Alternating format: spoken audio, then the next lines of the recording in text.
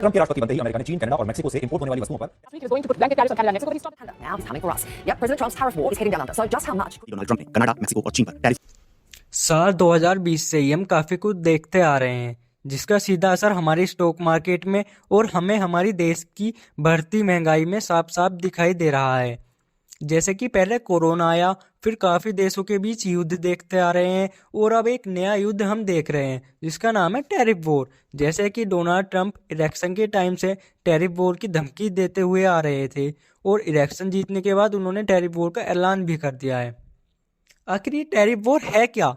तो आज की वीडियो में हम चर्चा करने जा रहे हैं कि टैरिफ वॉर होता क्या है, ये काम कैसे करता है और डोनाल्ड ट्रंप इसे क्यों लगा रहे हैं, क्या रीज़न है इसके पीछे। और इसके साथ साथ मैं आपको बताऊंगा कि वित्त मंत्री ने टैरिफ वॉर पर क्या कहा है और आगे हम ये भी जानेंगे कि टैरिफ वॉर से भारत की बढ़ती महंगाई पर क्या असर पड़ेगा और भारत के स्टॉक मार्केट पर इसका क्या असर पड़ेगा। तो बिना देरी करे वीडियो शुरू करते हैं। टैरिफ का मतलब होता है टैक्स और ये टैक्स लगता है इंपोर्ट किए जाने वाले सामानों पर। इजी लैंग्वेज में समझा जाए तो किसी देश से अगर हमारे देश में कोई सामान आता है यानी कुछ इंपोर्ट होता है तो हमारी सरकार उस पर जो टैक्स लगाती है उसी को टैरिफ बोला जाता है। चलिए इसको अच्छे से एक एग्जाम्पल से समझते हैं। सपोज करो आप किसी सोसाइटी में रहते हो और वहाँ एक आइसक्रीम की दुकान है।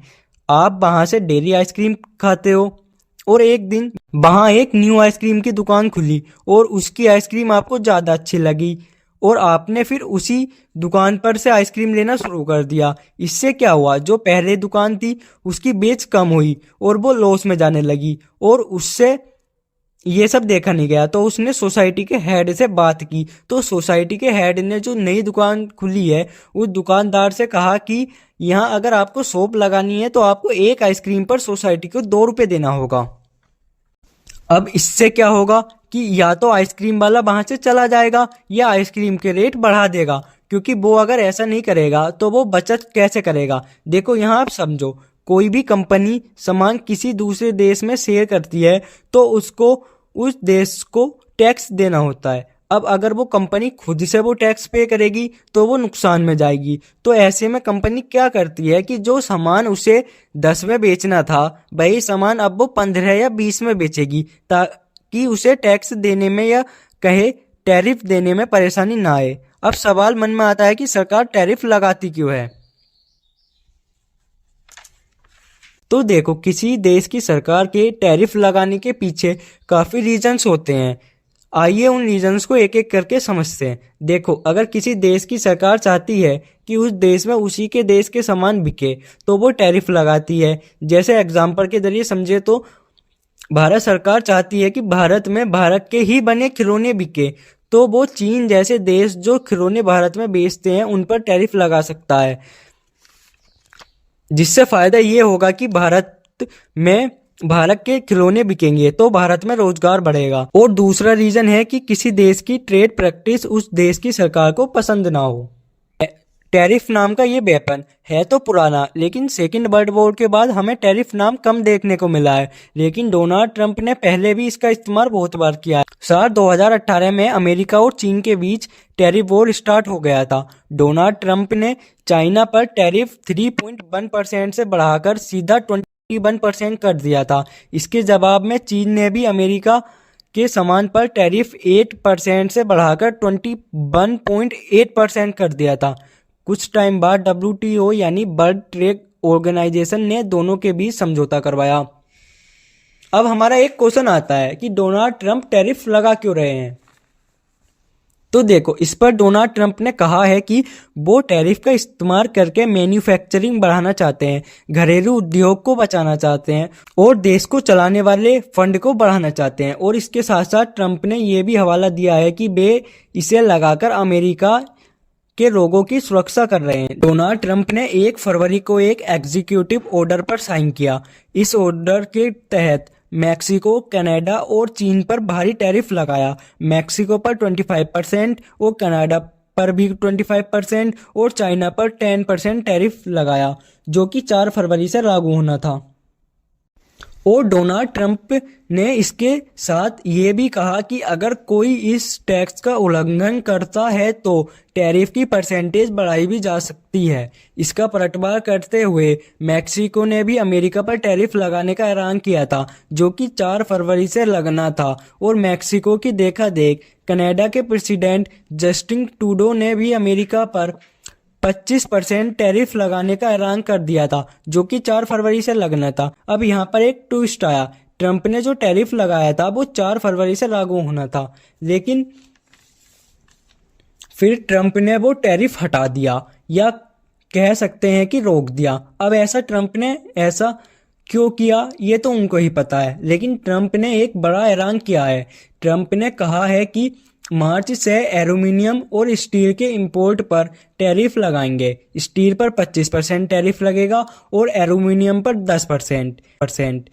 अब इस स्टील और एल्यूमिनियम के टैरिफ से इम्पैक्ट ये पड़ेगा कि जो बाहर के देश हैं वो अपना माल अमेरिका नहीं बेचेंगे, वो फिर भारत की तरफ अपना रुख करेंगे और भारत में अपना माल बेचेंगे। इससे नुकसान ये होगा कि माल डंप होने लगेगा और जो भारत की स्टील और एल्यूमिनियम कंपनीज है उन पर काफ़ी इफेक्ट पड़ेगा और इसका सीधा असर हमें स्टॉक मार्केट में देखने मिलेगा। एक छोटे से एग्जाम्पल से इसको समझते हैं, फिर उसके बाद आपको बताऊंगा कि टैरिफ वॉर पर वित्त मंत्री ने क्या कहा।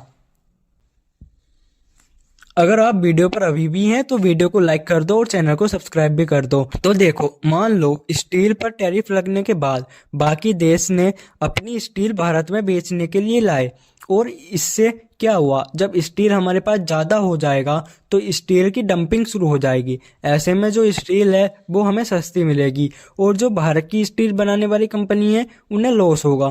तो जब उन्हें लॉस होगा तो उसका सीधा असर हमें स्टॉक मार्केट पर देखने मिलेगा। अगर आप वीडियो शुरू से देखते आ रहे हैं तो एक सिचुएशन यहाँ अराइज हो रही है, वो सिचुएशन अगर आप समझ पा रहे हैं तो हमें कमेंट में ज़रूर बताना कि क्या सिचुएशन अराइज होगी। तो देखो, जो सिचुएशन अराइज होने वाली है वो है महंगाई। हाँ, देखो अभी जो है वो स्टील का प्राइस सपोज करो 100 है, और जब ट्रंप टैरिफ लगा देंगे तो वो घटकर 80 या 70 पर जाएगा डंप होने के बाद। जैसे कि हमने शुरू में ही कहा था कि जब आइसक्रीम सेल करने वाले को लॉस हुआ तो उसने सोसाइटी से कहा और सोसाइटी ने उस पर टैक्स लगा दिया। सेम कंडीशन यहाँ होने वाली है, जब स्टील कंपनीज को लॉस होगा तो वो ये बात गवर्नमेंट पर ले जाएंगे और गवर्नमेंट को टैरिफ फिर ज़रूर लगाना पड़ेगा।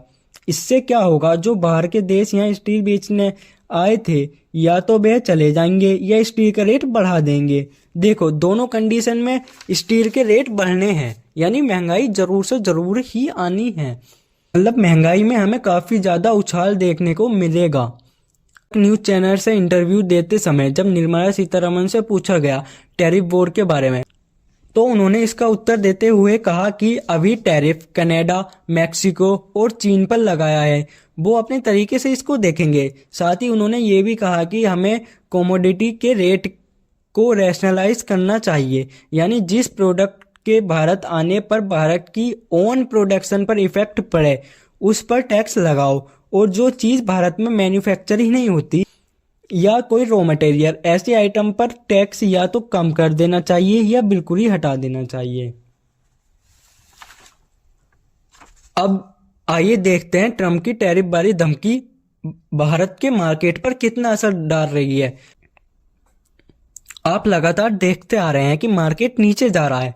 तो देखो, पहले मैं आपको बता दूं, अगर ये मैं सारे रीजन इस वीडियो में आपको बताऊंगा तो ये वीडियो के टॉपिक के बाहर जाने वाला है, लेकिन मैं फिर भी आपको बता देता हूं कि मार्केट को ट्रंप के टैरिफ से कुछ ज़्यादा असर दिखेगा नहीं।